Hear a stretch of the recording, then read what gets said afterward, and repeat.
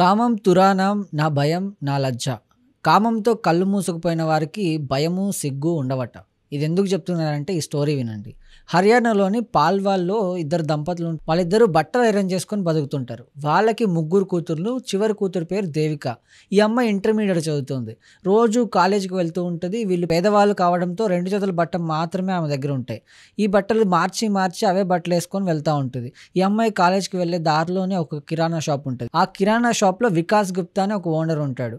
వీడేంటంటే ఆ అమ్మాయి వెళ్ళేది వచ్చేది బాగా గమనించేవాడు. ఈ అమ్మాయి కూడా ఏమైనా గ్రోసరీస్ కావాలన్నా, ఏమైనా స్నాక్స్ ఇలాంటివి కావాలన్నా వాడు షాప్కి వెళ్ళి తీసుకునేది. వీడికి కూడా ఆ అమ్మాయి ఇష్టం కాబట్టి వాడు ఆ అమ్మాయి దగ్గర డబ్బులు తీసుకునేవాడు కాదు. నెక్స్ట్ టైం వెళ్ళినప్పుడు వాడు అడుగుతాడనమాట, ఏంటి 2 జతల బట్టలు ఎప్పుడు మార్చుకొని వేసుకుంటూ ఉంటావు, నీ దగ్గర బట్టలు లేవా అంటే, ఈమె వాళ్ళ ఫ్యామిలీ స్టోరీ అంతా చెప్తుంది. మేము చాలా పూరు, నా దగ్గర బట్టలు లేవంటే, వీడేం చేస్తాడు, ఇదే అదునుగా తీసుకొని ₹1000 డబ్బులు ఇచ్చి ఆమెకు 2 జతల బట్టలు కొనుక్కోమని చెప్తాడు. ఈ పిల్ల బట్టలు కొనుక్కొని ఇంటికి వెళ్తుంది. వాళ్ళ అమ్మ అడుగుతుంది, నీకు ఎక్కడి నుంచి వచ్చాయి ఈ బట్టలు అంటే, మా కాలేజ్లో ఉన్న స్టూడెంట్స్ మొత్తం చందా వేసుకొని నాకు ఈ బట్టలు కొనిచ్చారని చెప్తుంది. ఓకే, బాగానే ఉంది. నెక్స్ట్ డే మళ్ళీ వెళ్తుంది అనమాట. అదే షాప్ ముందు నుంచి వెళ్తుంటే ఈ వికాస్ గుప్తా పిలుస్తాడు. పిలిచిన తర్వాత ఇదే అదునుగా చూసుకొని నీకు ఒక 5000 డబ్బులు ఇస్తాను, నాతో ఫిజికల్గా కలువు అని చెప్తాడు. ఫస్ట్లో ఈమె తిరస్కరిస్తుంది, కాలేజ్కి వెళ్ళిపోతుంది.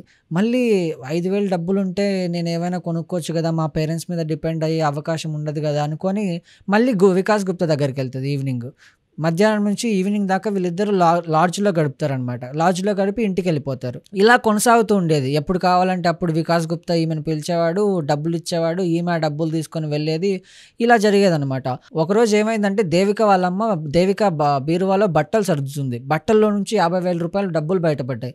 ఏంటి ఇంత డబ్బులు ఎక్కడి నుంచి వచ్చాయి, ఈ అమ్మాయి ఏం చేస్తుంది, మాకు తెలియకుండా ఏమైనా జాబ్ చేస్తుందా అని చెప్పేసి ఆమె వాళ్ళ కూతుర్ని కాలేజ్కి వెళ్ళే తరుణంలో ఫాలో అయిందనమాట. ఫాలో అయితే ఈ వికాస్ గుప్తా వాళ్ళ షాప్ దగ్గరికి వెళ్ళి వాళ్ళ షాప్ క్లోజ్ చేసి వీళ్ళిద్దరు లోపలికి వెళ్ళి ఒక సీక్రెట్ రూమ్లో ఉండడం వీళ్ళ అమ్మ చూసింది. చూసి వెంటనే వెళ్ళి ఆ డోర్ కొడుతుంది అనమాట. డోర్ కొట్టగానే షాప్ ఓనర్ ఏమనుకుంటాడు, అక్కడ పనిచేసే వాళ్ళు ఎవరైనా వచ్చారేమో అని చెప్పేసి ఆ డోర్ ఓపెన్ చేస్తాడు. డోర్ ఓపెన్ చేస్తే ఇక్కడ దేవిక వాళ్ళ అమ్మ కనిపిస్తే ఆయన షాక్ అవుతాడు. ఈ బట్టలు లేకుండా ఆ వికాస్ గుప్తాని దేవికాని వాళ్ళ మమ్మీ చూసి ఇంకా తట్టుకోలేక ఆ అమ్మాయిని కొడుతుంది, తిడుతుంది, కాలేజ్ మానిపించేసి ఎలాగైనా పెళ్లి చేసేయాలని చూస్తుంది అనమాట. ఇంకా ఇదే తరుణంలోనే పక్కూర్లో ఒక ఎలక్ట్రీషియన్ ఉంటాడు. ఆ ఎలక్ట్రీషియన్కి ఇచ్చి పెళ్లి చేయాలనుకుంటారు. పెళ్లి సంబంధం కూడా ఓకే అవుతుంది. వీళ్ళిద్దరికి పెళ్లి చేస్తారనమాట. పెళ్లి చేసిన తర్వాత ఆ ఎలక్ట్రీషియన్ పేరు ప్రకాష్. ఇద్దరు అమ్మాయిలు కూడా పుడతారు. ఆ ఇద్దరు అమ్మాయిలకి చదువుకి ఇబ్బంది అవుతుంది అని చెప్పేసి వీళ్ళిద్దరూ హర్యానాకి షిఫ్ట్ అవుతారు అనమాట. హర్యానాకి షిఫ్ట్ అయ్యి ఎలక్ట్రీషియన్ పని చేసుకుంటూ రూమ్ రెంట్ కట్టుకుంటూ ఇలా కొనసాగుతుంది. ఒకరోజు ఏమవుతుందంటే ఆ ఎలక్ట్రీషియన్ ప్రకాష్ ఎవరైతే ఉన్నారో ఆ అబ్బాయి షాక్ కొట్టి చనిపోతాడు అనమాట. చనిపోయిన తర్వాత ఇంకా దేవికకి ఏం చేయాలో అర్థం కాదు. ఎందుకంటే రూమ్ రెంట్ కట్టుకోవాలి, పిల్లల్ని చదివించుకోవాలి, ఇన్ని చేసుకోవాలి. పిల్లలకి ట్యూషన్ చెప్పడానికి అదే ఇంట్లో ఉంటున్న ఓనర్ కొడుకుని అడుగుతుంది, నా పిల్లలకి ట్యూషన్ చెప్పొచ్చు కదా అని చెప్పేసి. ఆ అబ్బాయికి 16 ఇయర్స్. అలా దేవిక పిల్లలకి ట్యూషన్ చెప్పేటోడు. ఇది ఇలా కొనసాగుతుంటే దేవిక వాళ్ళ అమ్మ వాళ్ళు కూడా దేవిక పరిస్థితి చూసి రెంట్కి దానికి డబ్బులు ఇచ్చేవాళ్ళు. ఇంకా దేవికకి ఏం చేయాలో అర్థం కాక మళ్ళీ ఆ షాప్ ఓనర్ గుర్తొచ్చాడు. షాప్ ఓనర్ దగ్గరికి వెళ్తుంది. ఆ షాప్ ఓనర్ అప్పటికే చనిపోయి ఉంటాడు అనమాట. ఇంకా దేవికకి ఏం చేయాలో అర్థం కాదు.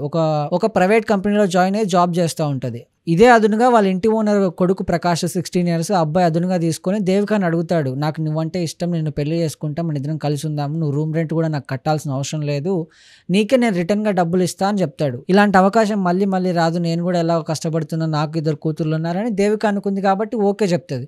వీళ్ళిద్దరూ ఫిజికల్గా కలిసే వాళ్ళు చాలా రోజులతో ట్రావెల్ చేశారు. ఇదే తరుణంలోనే దేవిక మళ్ళీ ప్రెగ్నెంట్ అవుతుంది. ప్రెగ్నెంట్ అయిన తర్వాత ప్రకాష్ని అడుగుతుంది, నువ్వు నన్ను పెళ్లి చేసుకుంటున్నావు కదా, నేను ప్రెగ్నెంట్ని చేసుకో అని అడుగుతుంది.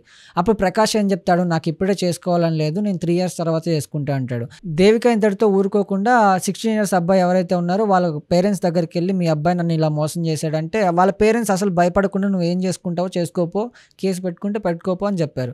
ఈ అమ్మాయి వెంటనే పోలీస్ స్టేషన్కి వెళ్ళి 16 ఇయర్స్ అబ్బాయి మీద కేసు పెడుతుంది. కేసు పెట్టిన తర్వాత పోలీసులు మొత్తం విచారిస్తారు. అక్కడ ఉన్నదే ఇల్లీగల్ ఎఫ్ఐఆర్. అది కాక నువ్వు 16 ఇయర్స్ అబ్బాయితో ఎలా రిలేషన్షిప్ పెట్టుకుంటావు, 16 ఇయర్స్ అబ్బాయి అంటే ఎలా వస్తుంది, మైనర్ కిందకి వస్తుంది. మైనర్తో ఈమె రిలేషన్షిప్ పెట్టుకున్నందువల్ల ఈమెకే 5 ఇయర్స్ జైలు శిక్ష చేశారు. ఇక్కడ మనం చూసుకుంటే తప్పు ఇద్దరిదే ఉంది. 16 ఇయర్స్ అబ్బాయి వెళ్ళి దేవికాని అప్రోచ్ అవ్వడం తప్పే, దేవిక దీన్ని యాక్సెప్ట్ చేయడము తప్పే. ఎందుకంటే మైనర్తో ఇల్లీగల్ ఎఫ్ఐఆర్ అనేది చట్టరీత్యా నేరం అనమాట. సో ఇలా చేయడం కూడా తప్పు. ఏదేమైనప్పటికీ ఇలాంటి సంఘటనలు కూడా మన సమాజంలో జరుగుతున్నాయి కాబట్టి చాలా జాగ్రత్తగా ఉండడం మంచిది.